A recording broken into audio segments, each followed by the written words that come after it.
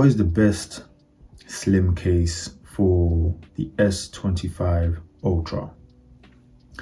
Now I've got 5 different cases that I've tried for my phone in 2 broad different categories. One being the ultra slim and the other one being just slim protection that will kind of get you by. And I just thought I'd share my thoughts with you guys on what I think is, for me, the best case and what maybe you might want to think about when you're considering a case for yourself. Now I'd say the ultra thin category is for those of you who'd rather not have a case on your phone, but would still like a little bit of protection for some of those moments that tend to creep up on us. And the slim category will give you a bit more protection, but hopefully without adding too much bulk to a phone that is already very big. To start with, I've got this Pitaka Mag Easy Case 6. And this was actually the first case that I bought. What I like about this case is it's very thin, very simple, very minimal. And yeah, it's just a no frills type of case. But don't let the looks fool you. It's exceptionally well thought out when it comes to its design and functionality. So starting on the inside, the first thing you see is this MagSafe ring and the alignment pill at the bottom, which is great to see. Not all cases have this, and it can detract from the MagSafe accessory experience, especially when it comes to using things like a MagSafe battery pack or a phone mount. So always look out for that pill. It's not always a deal breaker for everyone, but it's something that you'll need to decide on whether or not it's important depending on your own use. Now, the strength of this magnet is, or I should say the perceived or effective strength, is one of the best I've seen on any case.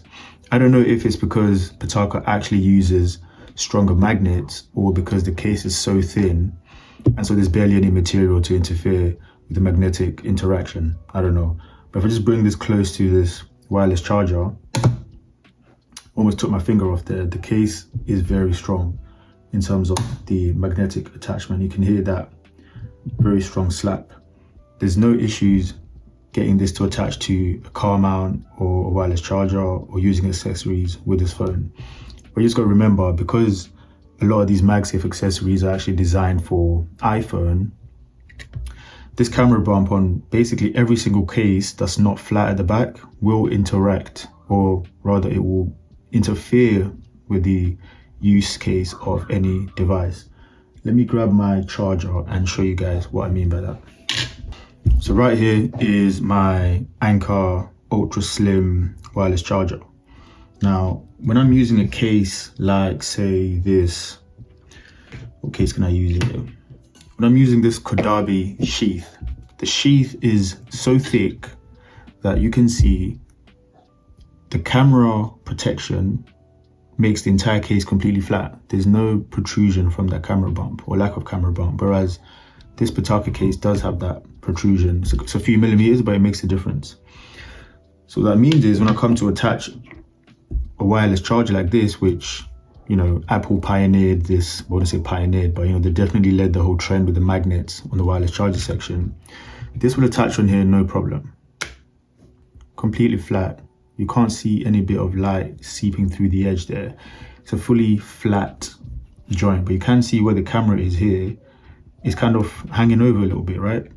And so if the case isn't flat, the camera bump on any case will kind of make this not attach as straight as it should. So if I take this, of course the magnet's super strong as you've seen, so if I put that on there, it attaches just fine, but you can see there's a gap there. Now the wireless charging still works, it's just something to be aware of. You're not going to have a, you know, sort of seamless experience or seamless attachment onto the case, but for the most part, you know, I decided I can kind of deal with that, and this magnet is strong, and so I don't bother too much worrying about it.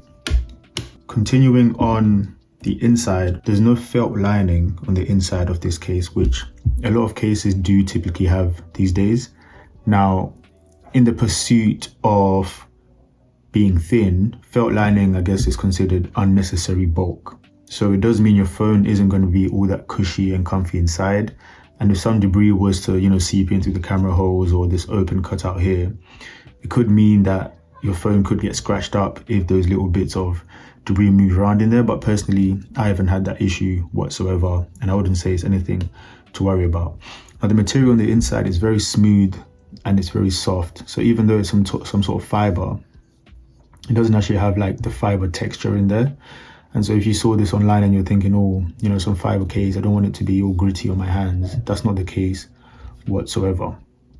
But you can see that the material on the inside is not quite the same as the design and pattern on the outside.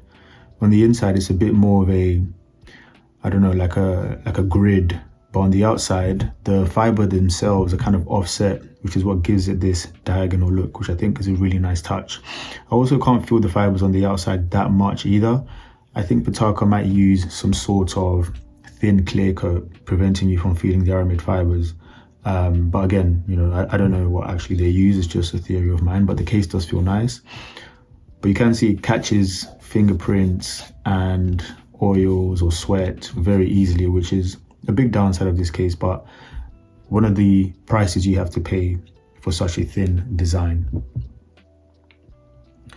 Moving on to the camera cutouts. Now, Pitaka actually made the effort of creating not only individual camera cutouts with its two sensors here, but on this triple camera array, you can see they made a metal protector, which also features precise cutouts. You know, each sensor has a circle for it, whereas some cases, for example, this Benks case only has one massive cutout.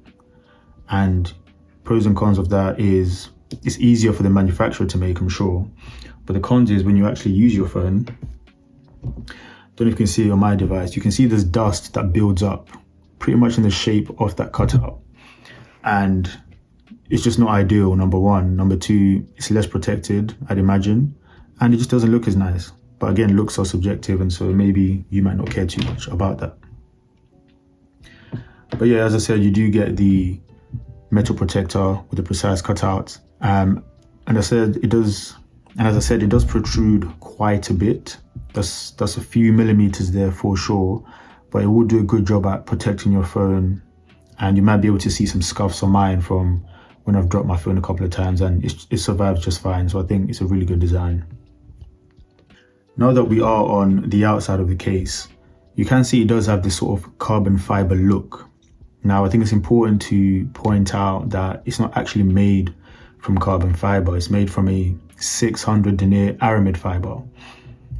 A high number just simply means the fibers themselves have a greater density and will typically have a more visible weave due to the greater thickness. Don't buy this case if you think it's made from carbon fiber. It's not. It's made from aramid fiber, which has a completely different molecular structure to actual carbon fiber, with carbon fiber being that sort of hexagonal array of carbon atoms, whereas this is made from polyamides.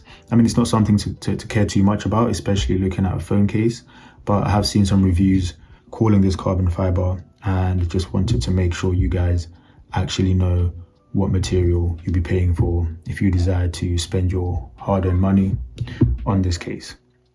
Now, if we make around the rest of the case, you can see you've got unobstructed access to every aspect of the device. You've got a complete cutout for your lock button and your volume button, so you'll be interacting with the actual device. On the bottom, you've got a large cutout for the USB-C port and the mic. Same thing for the speaker and for the S Pen. Now, I don't know if it's just me, but using the S Pen has not been easy to do with this case. I wonder if that's because, let me pop the phone in here. I don't know if it's because the S Pen cutout itself is so precise, it's literally the shape of the S Pen.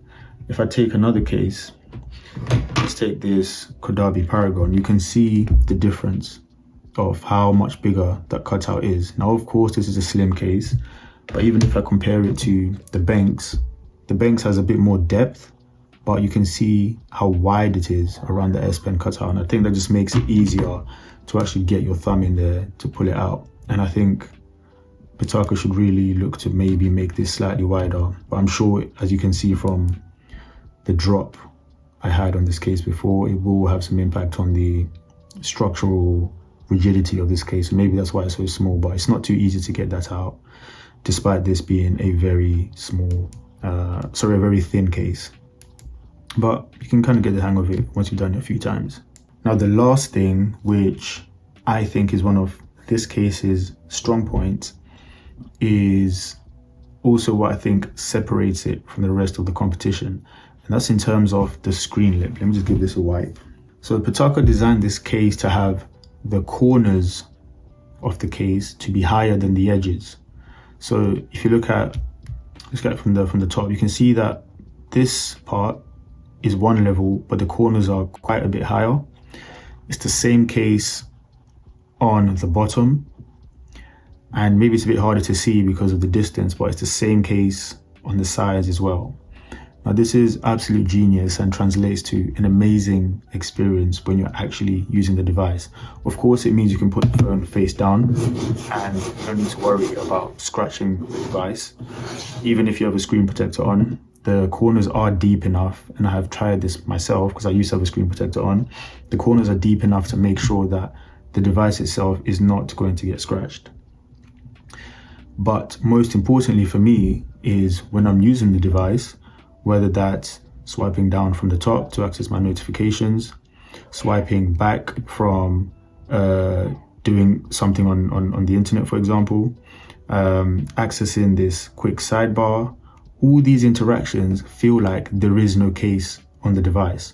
And that's all because of this sort of wedge design of these corners. And I think this is something a lot of other phone manufacturers should do because it makes such a difference when it comes to using this case.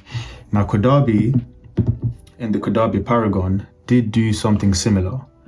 So you'll see here that from here to here, it's kind of flat here and then it goes up in the corners. So they had the absolutely perfect, correct idea when it came to this. But on the sides, it's completely flat. Same thing on the bottom, on the top and bottom. So it means that when you have the phone case in here, swiping left and right feels pretty good, you know. All these kind of motions feel really nice. But if you want to pull down your notification tray, you feel like you're fighting against the thickness of the case. When you're trying to multitask and go through different apps, you know, you really feel that bump. Whereas with this phone, you swipe back, there's no problems. You swipe up, it's very easy to just use the device because my thumb is literally just going straight onto the screen there. So there's no lip for me to kind of get annoyed by. And I think most phone cases really need to think about this. Otherwise, they're missing the trick, in my opinion. And had Caudabe done this, I mean, I'll tell you more about this in my full review of this case, but had Caudabe done this with this case, it would honestly be one of the top cases. But I think that's such a sad oversight with this case, you know, not continuing that pattern here when it comes to the raised corners compared to the edges. Now, in terms of protection, of course, you aren't going to get maximum protection with a case as thin as this Mag Easy Case 6, but I always recommend having something on your phone because you never know when you're going to have a moment. A few months ago, I actually dropped this phone on hard tarmac whilst getting into a car, and it landed face down onto the tarmac, and you can see sort of the impact right there. Now, of course, I had that dreaded moment when the phone is face down and I'm about to pick it up, wondering, has my screen completely shattered? Should I have had a thicker case all along? But to my surprise, I picked up the phone and it was perfectly fine. The case had kind of come off the corners of the phone a little bit, so it was kind of like this. I just popped it back in, and the only real damage was on this corner here, which is when I started thinking about potentially getting a slightly more protective case. Hence why, despite this being my most used case, I don't actually use this case that much anymore because I don't feel like it gives me enough protection for those edge cases where I really will be out of luck if it lands on the ground in just the wrong way. But I have to say, it absorbed the impact just fine, and I still recommend it if you don't want to use a case in the first place but are okay with having something quite minimal, and I highly recommend this case overall. So yeah, this is definitely one of my top picks for an ultra slim case. It is one of my most used cases, as I said, and you can probably tell from the wear and tear just from those drops that I've had, a few scuffs here as well, the dings on this metal camera ring, that it's definitely had its time with the phone. Overall, I would give this a 4.5 out of 5. Thanks for watching.